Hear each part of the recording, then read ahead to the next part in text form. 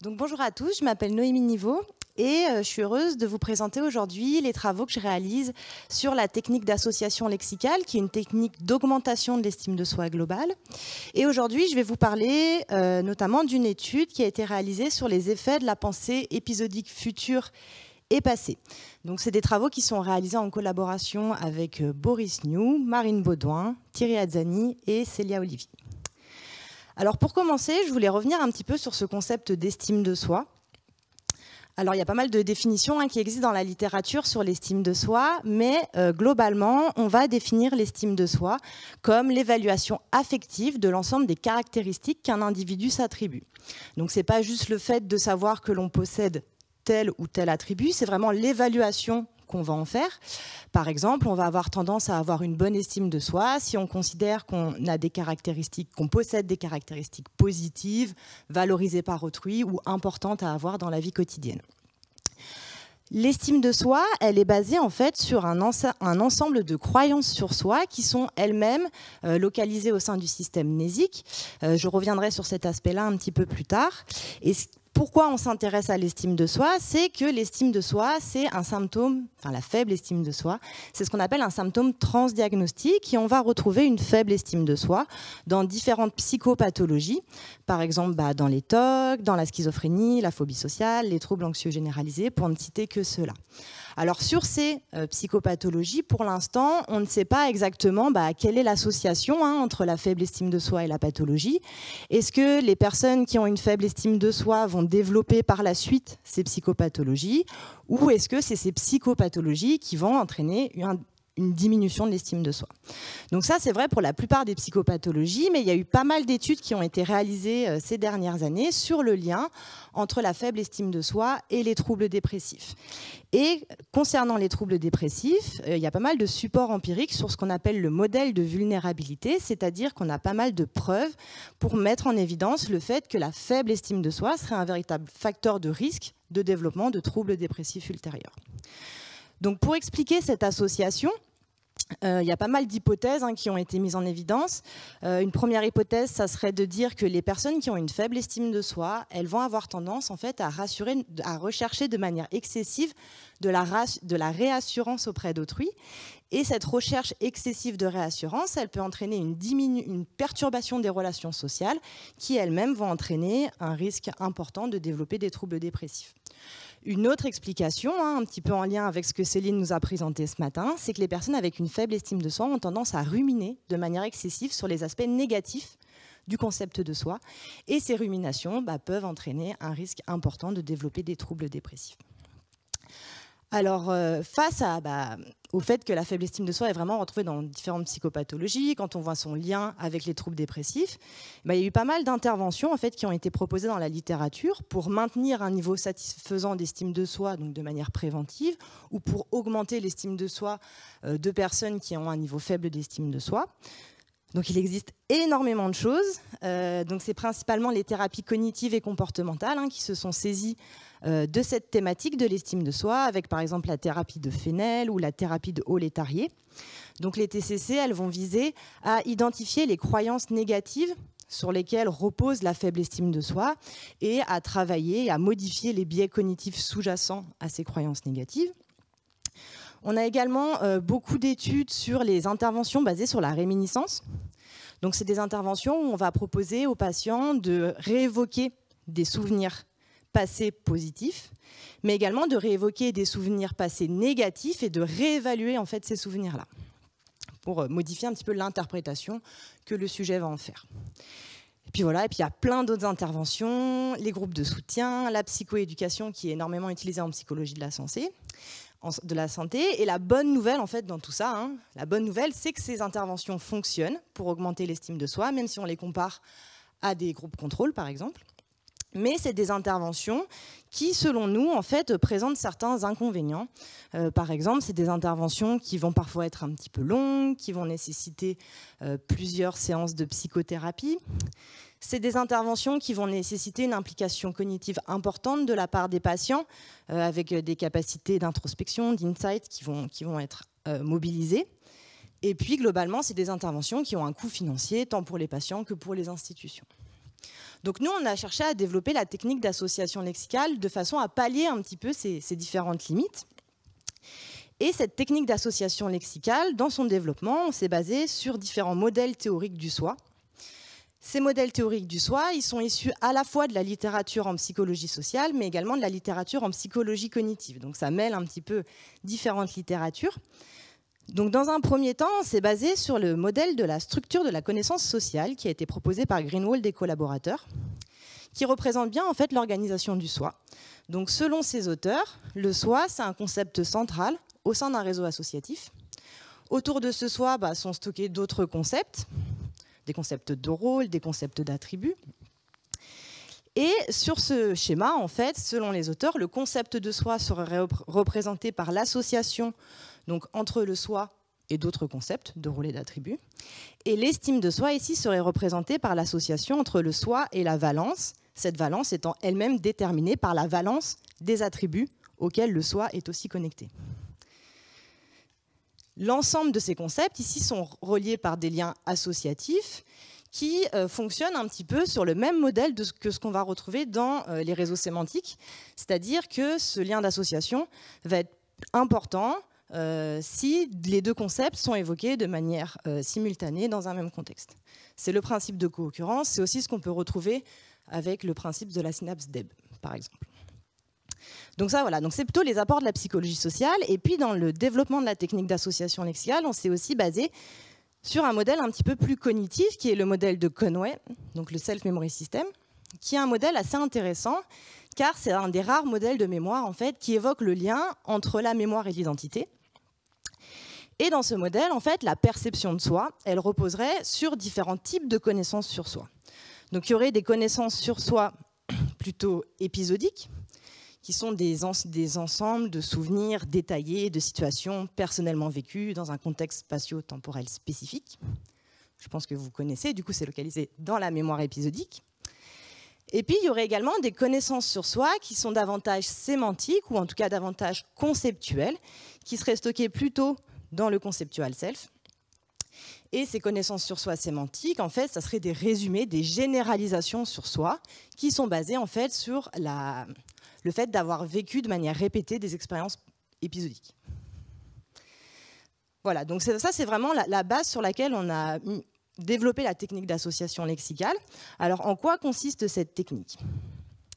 Donc l'objectif ici, ça va être de renforcer les associations mnésiques sur lesquelles reposent les croyances sur soi positives. Donc contrairement au TCC, on ne va pas travailler sur les croyances sur soi négatives, on va essayer de renforcer les croyances sur soi positives préexistantes. Donc l'idée, c'est d'associer de manière répétée le soi à des perceptions positives, en reprenant donc ce principe de co-occurrence qu'on peut retrouver dans le modèle de la structure de la connaissance sociale. Et le fait d'associer de manière répétée le soi à ces perceptions positives, ça va pouvoir permettre de renforcer ce lien d'association et d'augmenter l'estime de soi par la dérivation d'une évaluation affective positive. Du coup, on a ciblé différentes perceptions positives qui sont importantes, sur lesquelles on va baser notre estime de soi, qu'on retrouve souvent dans la littérature sur l'estime de soi. Donc ça va être des perceptions positives qui relèvent de la compétence intellectuelle, de la sociabilité et de l'attractivité physique. Et qu'est-ce qu'on a demandé à faire à nos participants? On leur a simplement proposé une tâche de lecture de phrases et de visualisation mentale de situations correspondant aux phrases. Donc la tâche de lecture de phrases visait à illustrer des connaissances sur soi plus sémantiques, plus conceptuelles. Et la tâche de visualisation mentale avait pour objectif de forcer le participant à illustrer ses connaissances sur soi conceptuelles par des expériences épisodiques. Alors, globalement, pour vous donner un exemple, dans la technique d'association lexicale, on exposait par exemple le participant à la phrase « je suis compétent », donc qui associe le soi avec le pronom « je » à une perception positive de compétence. On leur demandait de lire attentivement cette phrase et de visualiser mentalement une situation détaillée correspondant à cette phrase. On a également mis en place une technique contrôle pour tester l'efficacité de la technique d'association lexicale. Donc on a utilisé exactement les mêmes perceptions positives, mais sans les lier au concept de soi. Donc par exemple, ici, le « je » devient les enseignants. On a utilisé des exemplaires de groupes sociaux. Donc on a réalisé plusieurs études pour tester l'efficacité de cette technique. Donc c'est des études qui avaient des designs assez similaires avec des mesures pré-intervention, puis les participants réalisaient donc soit la technique d'association lexicale, soit la technique contrôle en fonction de leur groupe. Donc ils réalisaient 6 sessions de technique qui étaient réparties sur 2 semaines. C'était des sessions très courtes, c'est des sessions de 5 minutes. Puis on reprenait des mesures, notamment d'estime de soi à la fin de l'intervention, et ensuite on réalisait des retests pour investiguer un petit peu la durabilité des effets, des retests qui variaient en fonction des études. Donc une première étude pilote avait été réalisée auprès de 36 étudiants en psychologie. On a mesuré l'estime de soi globale avec le questionnaire de Rosenberg. Et on a mis en évidence donc un effet d'interaction significatif, c'est-à-dire que l'estime de soi globale augmentait significativement de manière plus importante dans le groupe qui a réalisé la technique d'association lexicale que dans le groupe contrôle. Et c'était uniquement à la fin de l'intervention, donc un effet pré-post.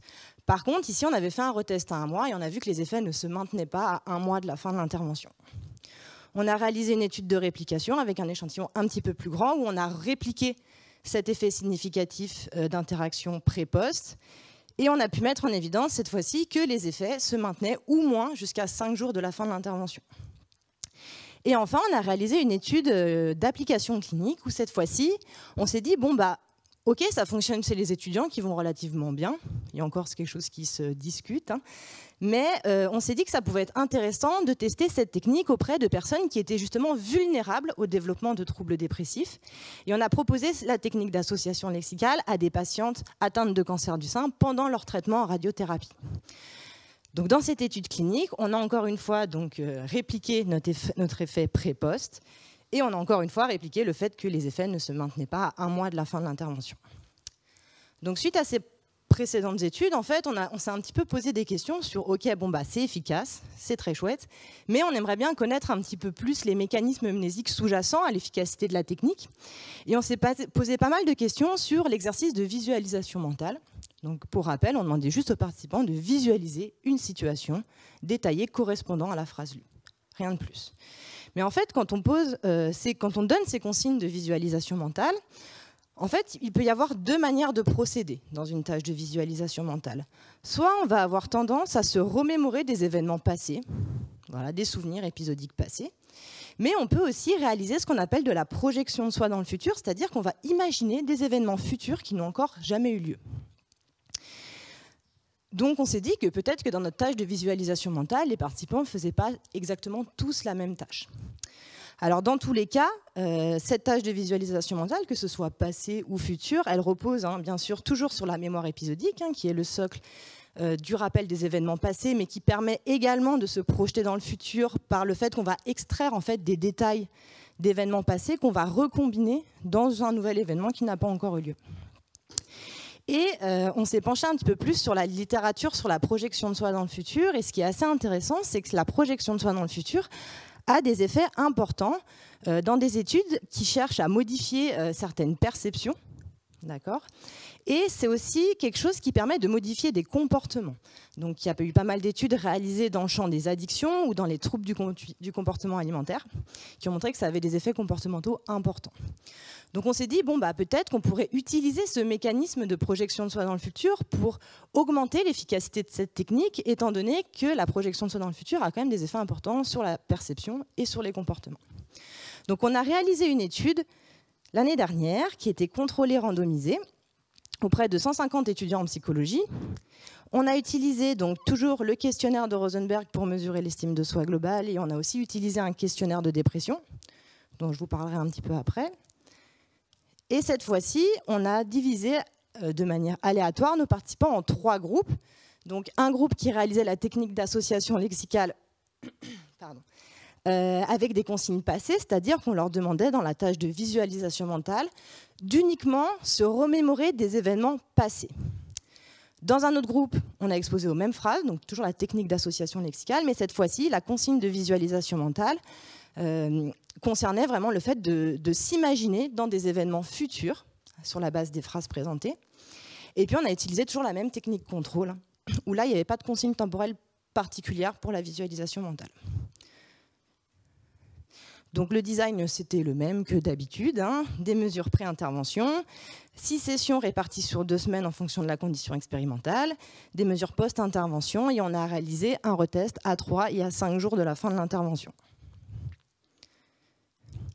Alors les résultats ont été un petit peu étonnants, en tout cas ce n'est pas ce à quoi on s'attendait. Nous on avait fait l'hypothèse que la technique d'association lexicale future serait peut-être plus efficace en fait que la technique d'association lexicale passée. Et ici, comme vous pouvez l'observer sur ce graphique, en fait, en vert, on se rend compte que c'est plutôt la technique d'association lexicale avec des consignes passées qui semble la plus efficace. Les résultats le supportent, donc on a une différence significative entre la technique d'association lexicale passée et la technique contrôle immédiatement après l'intervention et à 3 jours de la fin de l'intervention. Par contre, les effets ne perdurent pas à 5 jours de la fin de l'intervention. On a également recueilli des données en termes de symptômes dépressifs. Donc on a utilisé un questionnaire qui mesure les symptômes dépressifs. Donc ça, c'est vraiment des analyses exploratoires, hein. On n'a pas fait d'analyse de statistiques car on n'a pas la puissance de statistique nécessaire sur les analyses. Mais je voulais aussi vous présenter ça parce que d'un point de vue clinique, c'est quand même très intéressant.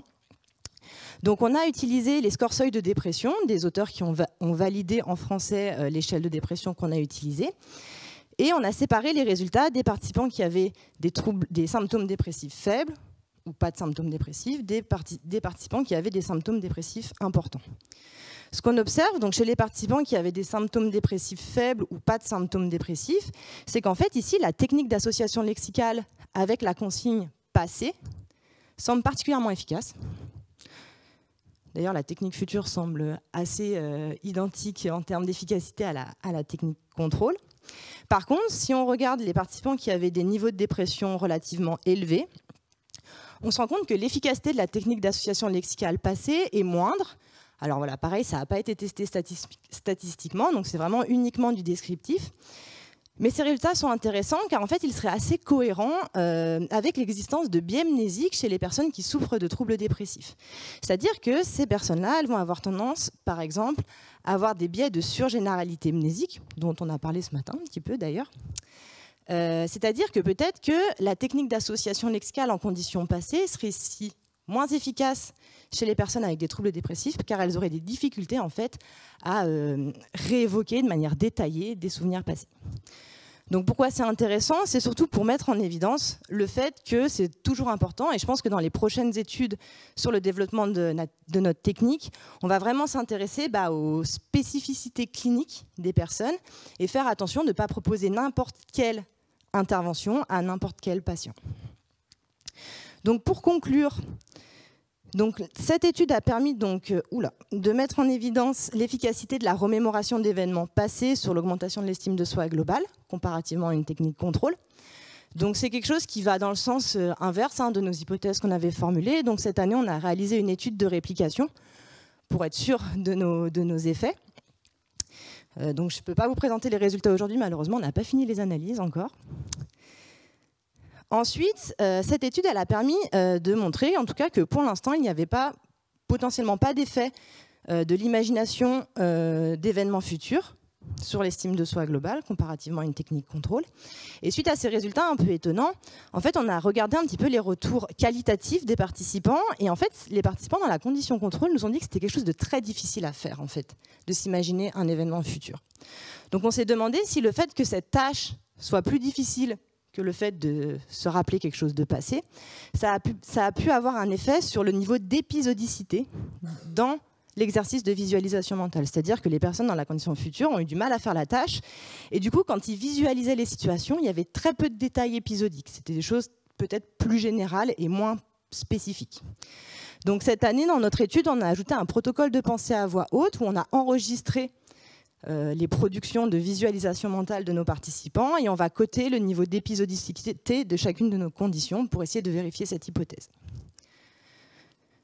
Enfin, pour terminer, notre étude a montré que même si la technique passée était relativement efficace par rapport à la technique contrôle, les effets ne perdurent pas à 5 jours de la fin de l'intervention, contrairement à ce qu'on avait pu mettre en évidence dans nos études précédentes avec la technique où il n'y avait aucune consigne de visualisation, enfin aucune consigne temporelle de visualisation mentale.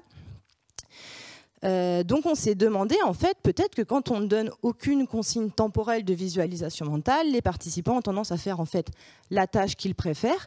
Et c'est peut-être ça qui expliquerait pourquoi les effets se maintiennent un petit peu plus dans le temps.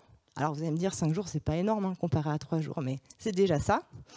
Du coup, cette année, dans l'étude qu'on a réalisée, on a remis une condition de visualisation mentale libre, sans consigne temporelle, et on a ajouté des questionnaires sur les stratégies de visualisation mentale qui sont spontanément mis en place par les participants pour savoir un peu, quand on leur dit pas quoi faire, qu'est-ce que font vraiment nos participants. Voilà, donc j'espère pouvoir vous présenter les résultats de cette étude peut-être l'année prochaine, à un prochain congrès.